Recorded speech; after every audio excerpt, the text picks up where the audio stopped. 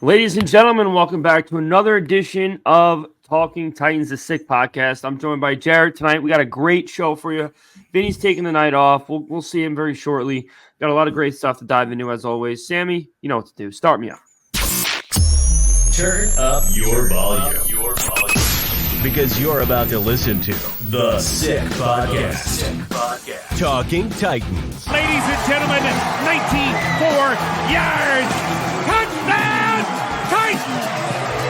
He is the baddest man in the NFL, and he just took her to the house. The sickest Tennessee Titans podcast. Sick! It's gonna be sick. Welcome back, ladies and gentlemen. We are back with another edition of the Sick Podcast, Talking Titans. My name is Sal. I'm joined, as always, by my counterpart, Jarrett.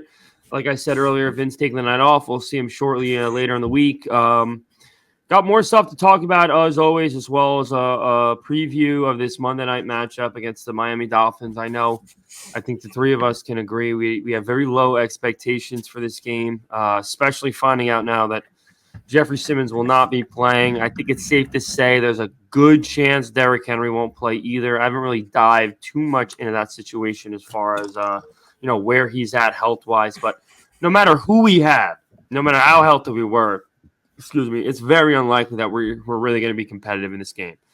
There are some YouTube comments from our last show that gave me some kind of weird illusion that we might find a way to win this game. But after a night's sleep, especially in Miami Monday night, there's just, even as good as Will Levis, I think, is, there's just no way this is going to be a competitive game, in my opinion. Jarrett, what are your thoughts? I mean, I completely agree with you. It's a fast-paced offense with Tua right now. He's got 24 touchdowns and 10 interceptions. I mean, he is turnover-prone a little bit, but our back half of the secondary is not that good. I saw a stat that Sean Murphy Bunting actually He posted saying that he was the third. Hold on one second. Let me get this right so no one calls me out on it. He is the third fewest receptions allowed in the NFL by a cornerback, which is absolutely surprising. And quarterbacks only target him 9% of the time. Do you believe any of that? I mean, obviously the stats are there, but every time we watch a game, he's blowing coverages, he's getting torched. So I don't understand. I mean, maybe in the middle of the game he's good, but I see Tyreek Hill and Jalen Waddle. I see a lot of Waddle in the end zone this Monday night. And just to hit on Derrick Henry, what you said, he is practicing. So I think he is going to play. I don't even think he's a game time decision, and I don't even think he's in the concussion protocol anymore. So. Oh, wow. Well, I guess I'm wrong about that. But again, it's just primarily because of the defensive struggles and the big plays we give up and the constant third downs that we give up and how good Tyreek Hill is and how incompetent our secondary is. I don't know where we're going to win in this game of inches because we're at a disadvantage in so many different areas. Not to mention having to deal with a new punter. 2/3 into the way to the season. And that's a big thing. I mean, like I said, this is a game of inches, man. And, we've been spoiled, even though, Stonehouse has been a little bit iffy as far as the touchbacks are concerned, happening a little bit too much for a guy that we all claim to be the next Brett Kern. But obviously he was our punter and deservingly so. There's been plenty of times when we've been on the 15-yard line and he's kicked the ball, to the 10 with a roll. You know what I mean? And that is a weapon that you can't put a price tag on. And now that we're not going to have that, I would expect to see some unfortunate, flip of the fields against us. And, this is not the team you want to give an extra 15, 20 yards to because of a bad punt. So all of those things combined is why I really don't see this being too competitive of a game. The line is 14 points. I think that's criminally low, honestly, especially when you're supposed to get like 3.5, 4 points just for being home. And it's prime time. And it's one of the best teams in the conference. So, it's going to be interesting to see how Will Levis does in another primetime game with the lights up that are going to be as bright as they're going to be. And it's going to be fun to see what Mike Vrabel fucks up this game, whether it be, not going for a 3rd and 8 pass in the end of a first or, you guys know the stories. But nevertheless, I'm a little concerned about where we're going to go for the future as far as the rest of the season is concerned, because as much as I want us to lose to get better draft picks, I don't want us to be an embarrassment, and we're pretty much there already, but this has the potential of being a really embarrassing situation for this franchise. I think you would agree. I mean, it could, but like I said, every time the lights come on a Sunday night or a Monday night game, the Titans kind of respond and play a good, close game. I don't know. I mean, we don't have leaders like possibly Derrick, but like I said, he's going to be playing. Jeffrey Simmons, we know, is not playing. Kevin Byard's not there anymore. He was there in Pittsburgh last time to rile the troops up. So the locking into the gates and everything like that is not going to be in the pregame speech, which is very worrisome coming into this game. But like I said, I think they're going to be competitive, though. But it's going to be very hard to stop. So if we control the clock, try to run the ball with Derrick Henry and Tajay Spears, I think that's how we're going to try to win this game, to keep it out of Tua's hands. I mean, the last time we played the Dolphins, most recently we beat them, and we actually crushed them. It was a different team with A.J. Brown on the team, but we beat them. So we're 1-1 under Mike Vrabel with the Dolphins. But this is a very potent offense, and it's very scary the way our defense and our back end is, and how much speed is on this Dolphins team. I mean, you don't have to worry about Tyreek Hill and Jalen Waddle all of a sudden. You got to worry about Raheem Mostert. He has almost 850 yards and 14 touchdowns too as a running back. He can catch the ball out of the backfield as well. So, I mean, we got to account for that too. Isn't he back this week too? Who?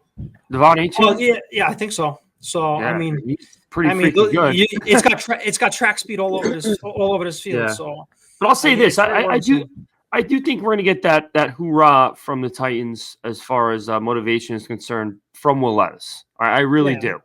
I mean, you watch this guy on the mic'd up clips just for literally 4 games span, and he has already taken on the role of a veteran leader of this football team, and he cares, and that is so important, guys. I cannot stress this enough. For all the people out there that say, "Oh, this guy's a bust," which, if you're saying he's a bust, you clearly just don't know football, and you maybe have something against blonde guys, I would guess, maybe.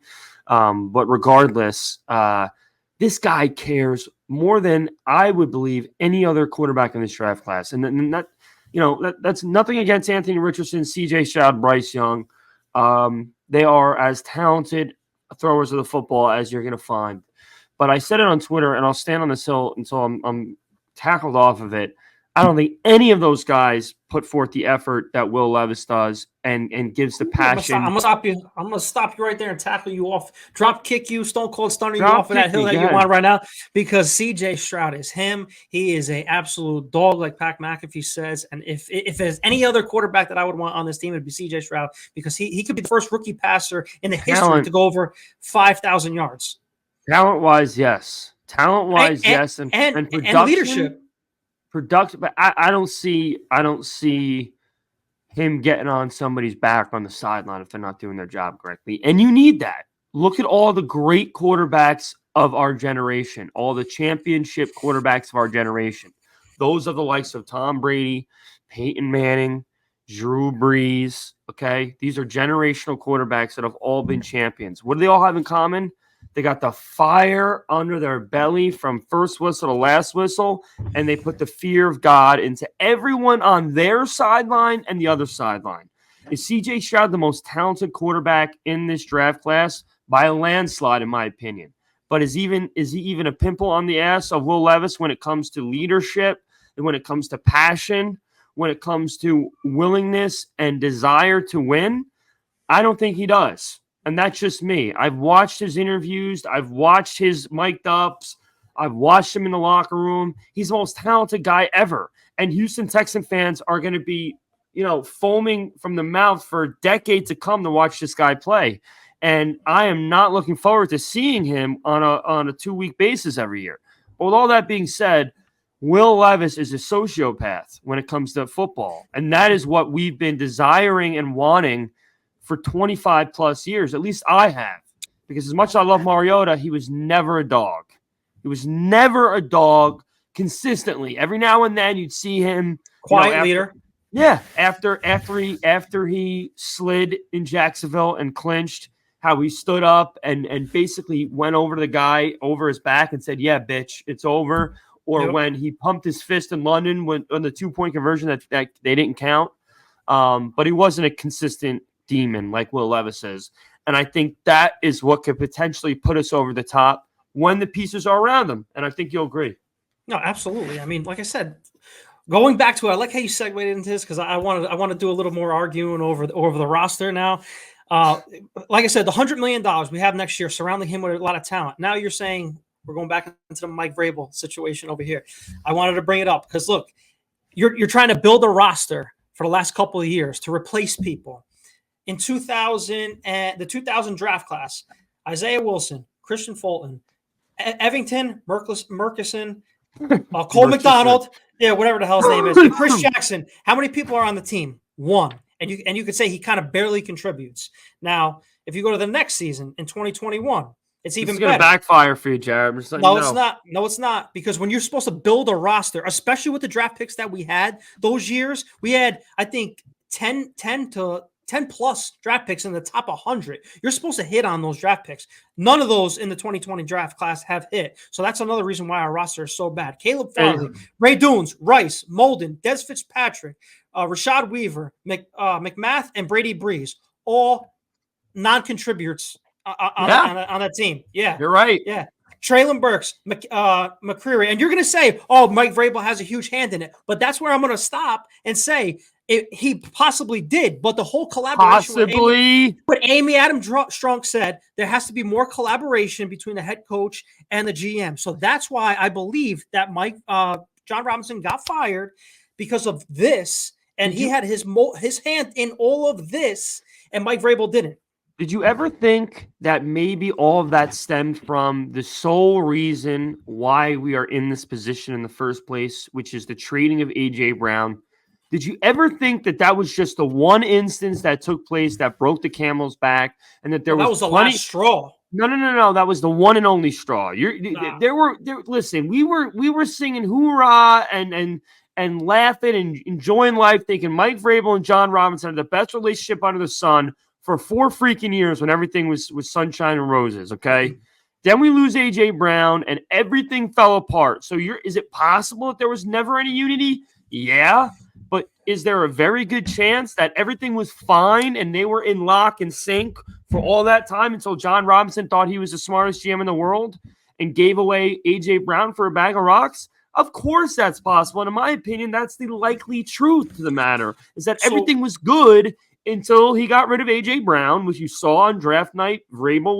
Everyone on the planet was upset besides Eagle fans that night.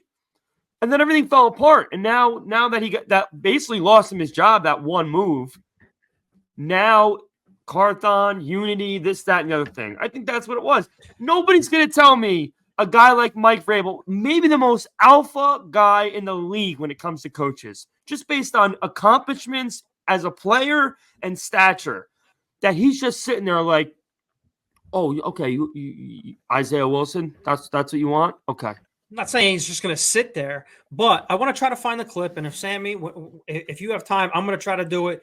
Last year, it was probably around December time, right when we fired John Robinson. He was on the podium saying that, and somebody asked him about the roster, the offensive line. He goes, well, this is kind of the hand that I was dealt with here. So he brought in Dennis Daly, made a trade, whatever. The roster was built by John Robinson, I believe. So we can come back to this podcast and say, you know what, next year, and say, you know what, Jarrett is a complete moron. He has no idea what he's talking about. Or we could say that you and Vinny or you are a complete moron, because now I want to see how they actually collab. We say that all these guys that came in this draft class, Josh Wiley, Spears, Will Levis, Peter Skoronski, they're all really good contributors to this team right now. They all made the roster this year right now.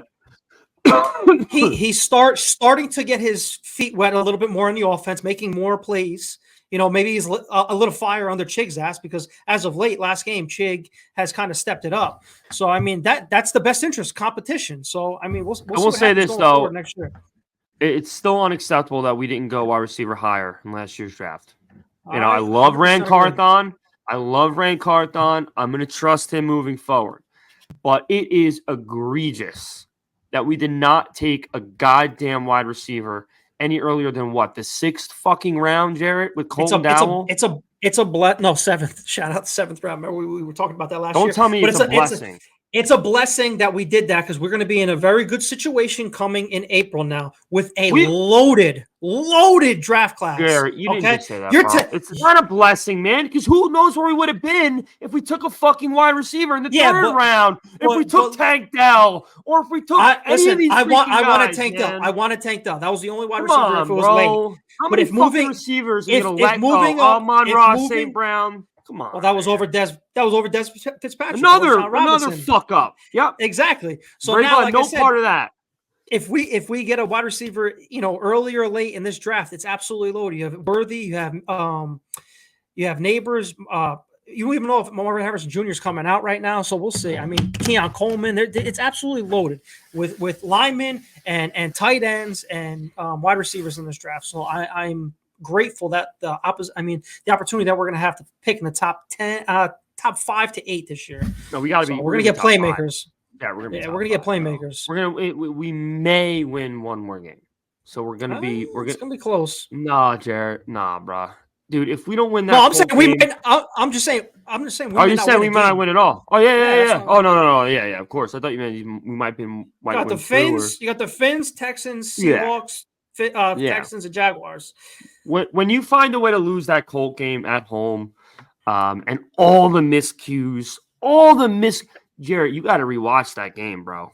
As unfortunate, as tough as it's going to be, you need to really rewatch that game, because anyone who tries to sit here and tell me Mike Vrabel is a top 5, 10 coach in the league, after rewatching that game and seeing how many unfathomable things took place in that game.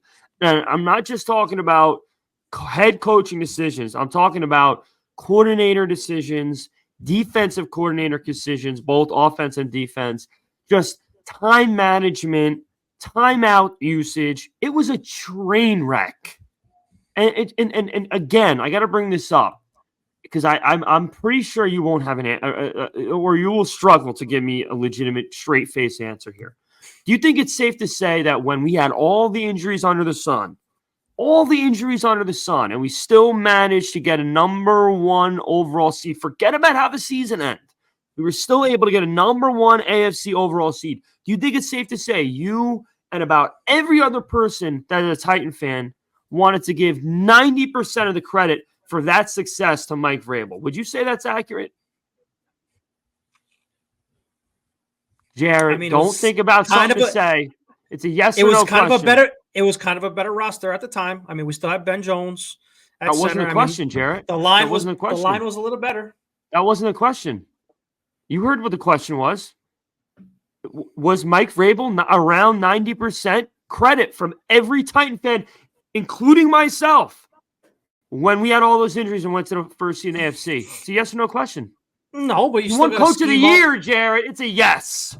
Yeah, but right? Yeah, but you got to scheme up those plays for those certain people. You know where I'm going with this. First of all, I don't think you have that much of an argument to say that roster was better, because with the injuries we had that year, maybe the offensive line was better, which the offensive line was better that year, regardless. But our offensive injuries with Burks being out, and then if I recall, there were, Simmons was out for a good chunk of that season, and Byard. That was a Julio year.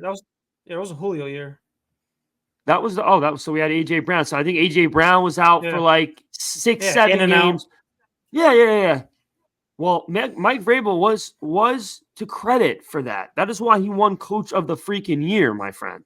And was that roster better? Like, my point where I was getting to, yeah, it was better. With all the injuries, though, it evened out kind of, because everyone wants to talk like we have the worst roster in NFL history. It's not great by any means, but it's not a 2-win roster, guys. It's not. Okay, so my point being, if everyone's going to give Mike Vrabel the credit when he takes an injured team to the first seed in the AFC, then how on earth are we going to give him zero blame for going on an historic calendar year of football as a head coach in the last 365 days? I'm not giving up on it yet. I'm telling you, I want next year to come already. I want to see what he does with this whole season. Jarrett? What is your response to that statement? I said 50-50. You have to put 50-50. I'm still going on the John Robinson. I'm still going on the John Robinson train where Listen, we're still not recovered. The smirk says it all, Jarrett. That's no, all I'm just telling you, we're still going through the John Robinson era now. Now that Rand's here, he's going to weed all those guys out and bring the new guys in. Let's see what Mike Vrabel does with a rebuilded team. It's funny. Before the A.J. Brown trade, everyone said John Robinson was in J-Rob we trust. In J-Rob we trust. It was me too. All my day, Twitter. every day. And me. But here's what I didn't do. After he was fired, I didn't turn around and say, he is the sole reason why we are turning into a dysfunctional franchise again. Because that's just naive. Okay. Did he have a hand in it? Of course he did. Of course he did. Yeah. But to put him as the sole sheep and the scapegoat for why we're going to be a 2-win team over the past 365 fucking days is ridiculous. It is the poster cop-out of all cop-outs. It really is, guys. Guy's been fired for almost a full year now, and we're still saying that we're a 2-win team because of everything that John Robinson did. But a lot of his players are still on the roster. Yeah, but a lot of his players are still on the roster. What are you supposed to do? Just cut everybody and just start new? If they're so freaking bad, if they're you gotta start somewhere. You have X amount of money. You have X amount of draft picks. Listen, our secondary is all out of sorts. Is it because so is our wide receiver room? Our wide receiver room, all they do is catch passes just a little bit and they block. We need game changers, just like Cincinnati has game changers. Is Roger McCreary, Sean Murphy Bunting, and Christian Fulton the worst secondary in the NFL? No, but I'm not saying they're not good.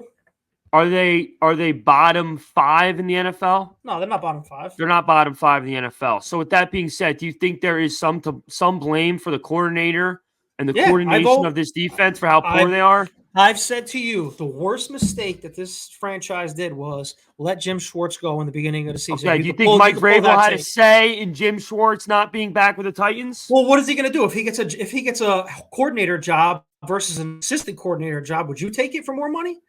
I mean, you're weighing options. So why didn't we make him the fucking coordinator then? I don't know. That's what I'm saying. That's the mistake. Because tell you why. And they think Shane Bowen knows what he's doing. Too big of an ego. Schwartz has too big of an ego, and anybody that is a yes man puppet who sits there like a little kid with a freaking pan in his hand, Vrabel doesn't want, because Vrabel has to be the alpha dog all the time, all the freaking time. Even Arthur Smith, you always saw him. He had a little bit of an edge to him, and what do you know? Even though he got a head coach job, but that was it. See you later. Because there's only one alpha on the Titans organization. It's been that way since he's been here. And maybe that's why they didn't really get along, John Robinson and Mike Vrabel, towards the end, because J-Rob finally made a decision that, hey, I'm the general manager, so what I say goes, and I'm going to trade A.J. Brown, and then it was all done. And then there was no unity, and it was all button heads after that. Because the second you step on Mike Vrabel's toes, the second you give anyone else any power over him, that's it. You're dead to him. Another reason why he might never have liked Will Levis, because Will Levis from the jump was a guy who was passionate, yelling at people on the sideline, this, that, and the other thing. And Vrabel would rather have little Tannehill, little smirk and run up and jog off the sideline. Nah, you saw what he said. You saw what he said to him this weekend. Hell of a game. You played your ass off. No, I did. That whole thing with Tannehill, like Vinny said too, it was strictly about money, giving the veteran his opportunity. Let Will Levis sit. We know we have the possible future at the time. Now we know we do have the future of the Titans.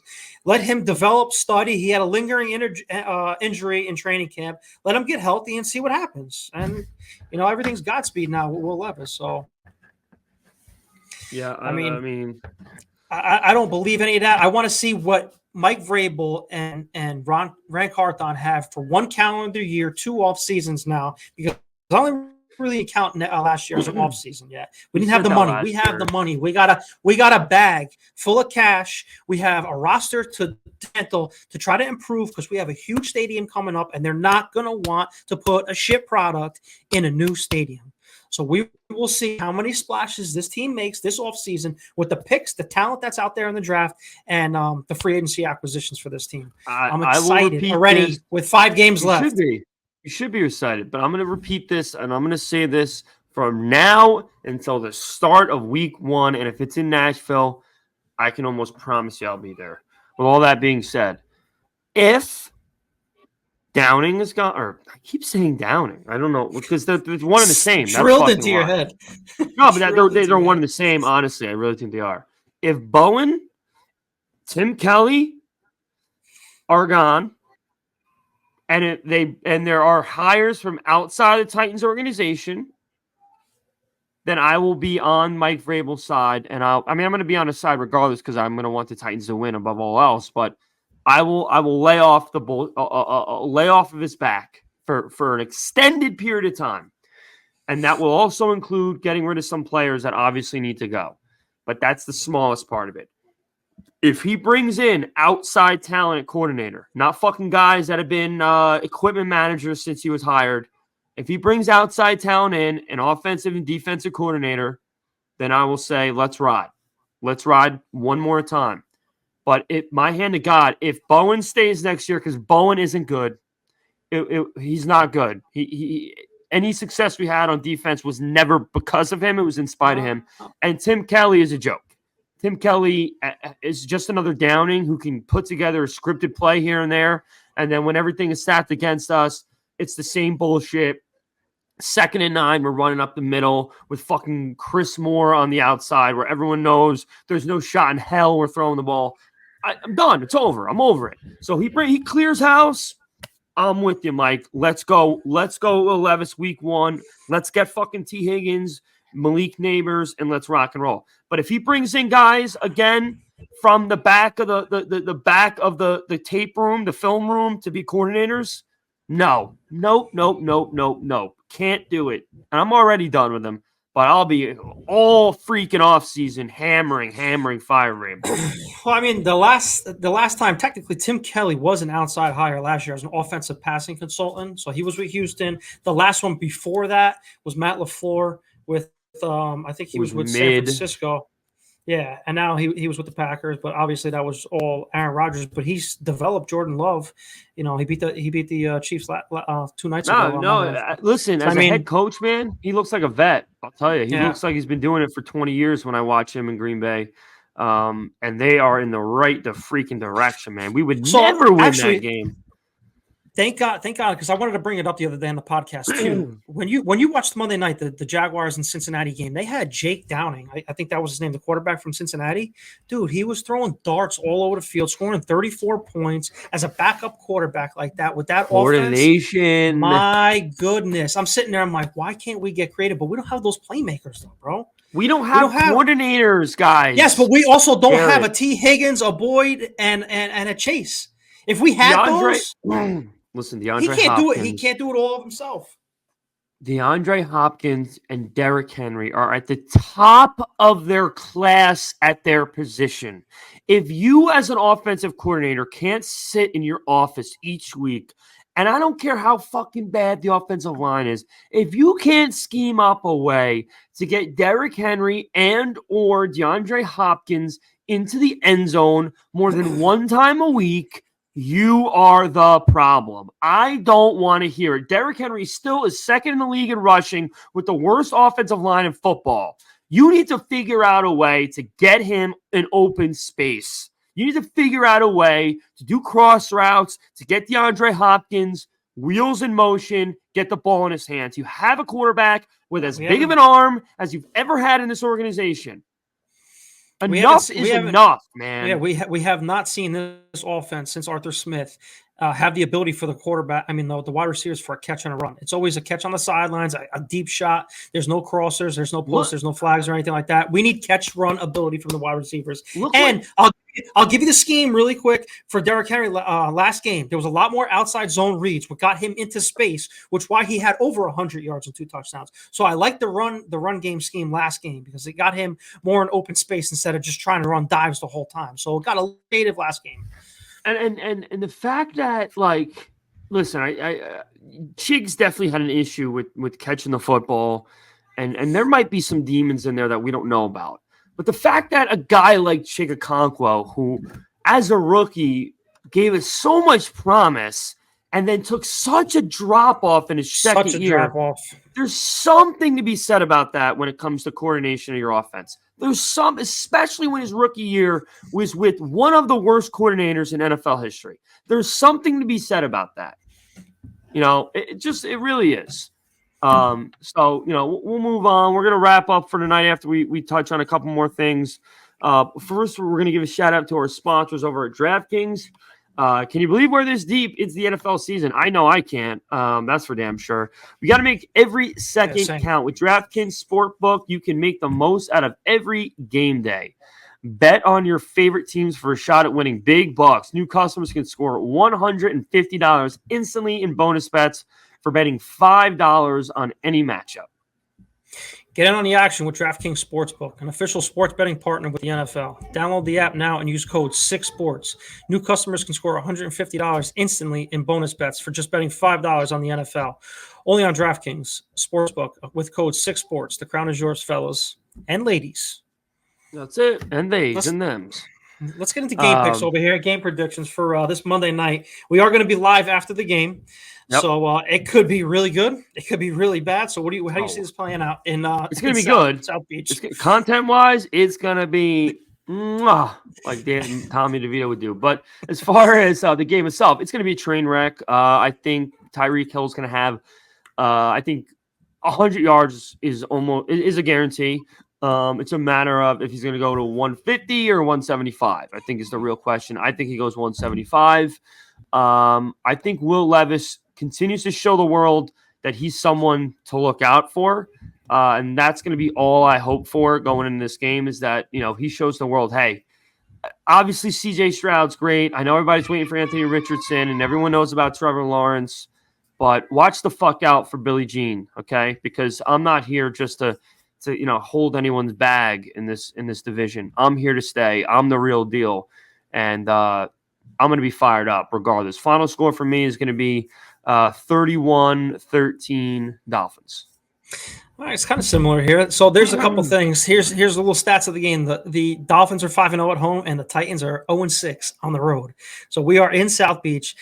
Very fast offense. And by the way, Sal was talking about over 100 yards for Tyreek Hill. On DraftKings right now, you can get Tyreek Hill at over 104 point yards. And I am going to be all over that because I think he's going to get 160 because if he averages 150 the next couple of games, he gets to 2,000 yards for the first time in NFL history. So you got to bang the hell out of that when that comes. So like I said, fast-paced offense down in South Beach. I think Will Levis definitely has a good game, whether he throws 1 to 2 touchdowns. It's going to be kind of competitive for the Titans, but I do think the Dolphins are going to win 32-17. 17? Yeah. I think we're scoring 2 touchdowns, huh? Yeah, I think so. I think we're going to score 2 touchdowns. Is Will Levis's arm that's going to do it? I think he may throw one and a little Derrick Henry rushing touchdown, or maybe Tajay Spears in the flat by hey, listen, maybe we see a couple more carries from Tajay Spears. That might be a good idea, Tim. I mean, did you see what he did in the fourth quarter when Derrick Henry went down? I think he averaged like 7 yards a carry for the last 5 minutes of the game. So might want to put him in the scheme book there, Timmy. But yeah, with that being said, would it shock me if we won this game? No, not even remotely. Absolutely not. And that is just another indictment of Mike Vrabel as a head coach. Why, again, how often do we win games we're supposed to lose and lose games we're supposed to win? That is a coaching problem, chat. That's a chat, whatever, viewers. But that's a Tennessee Titans problem, though. That's been back when Jeff Fisher. We were supposed to win games. We weren't. Okay. It's so crazy with the Tennessee Titans. When you can't keep a straight face when you make a statement, I know you don't even believe what you're saying. I'm not talking about Vrabel no more until next year. I'm not doing it. When you go to bed at night, you're like, fuck, I got to wake up tomorrow and pretend that Vrabel's a good coach. How am I going to do it? It's a shit roster. I'm going with it. It's a shit roster. You can't win with a shit roster. Yeah, and when we don't have a shit roster, you can't win with shit coordinators. And who picks the shit coordinators? Mike Vrabel. So with that being said, guys, 50-50 problems, like you said at the beginning of the podcast. I know. Vrabel sits there every day and he goes, John, what are we doing this week, John? Who are we going to pick, John? Oh, yeah? You want to take Caleb Farley? Well, I don't think that's a good idea, but you do whatever you want, my friend. Get the hell out of here. He's probably the one saying, you're picking Caleb Farley in the first round. I don't give a shit. Collaboration. Collaboration now. We need to collaborate as fans and find a way to get Mr. Harbaugh out of Michigan and bring him to Nashville. That's what I think. But I'm sure that's going to flame up the comments when this show's over. But shout it again to my dad who brought up that Mr. Harbaugh. It would be, I don't know. I don't want to get into that. But anyway, guys, thanks for joining in tonight. As always, make sure you like, comment, subscribe. Share the show with your friends. Appreciate everybody. Our subscribers keep going up, and we really, really appreciate all the positive things you guys have to say in the comments, as well as the negative, because all comments help us out at the end of the day. So I hope everyone has a wonderful rest of their night, and we will see you post game, a little late night Talking Titan live, and that's all she wrote. You got anything else to add, Jared, before we wrap up? That's it. I'll see you on Monday night. All right, folks. Sammy, send me out. Tighten up. And that's a wrap. Hope you don't miss us too much until next time. Follow the Sick Podcast Talking Titans on YouTube, Instagram, Facebook, Google Play, and Apple Podcasts.